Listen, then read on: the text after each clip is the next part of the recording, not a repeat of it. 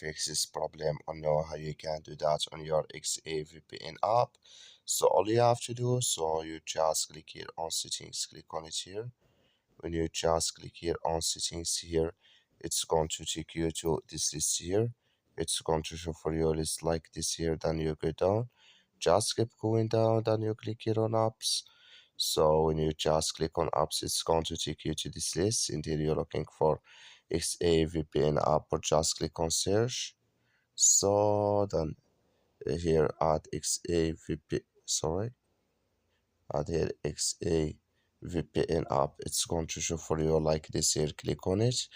So then it's going to take you to next step here. You click here on force stop here. When you just click on force stop, then you click on OK. Then you go down, just click here on storage. Come to storage list here, click here on clear cache. So then you just restart your phone, install it again, then it's going to work with you.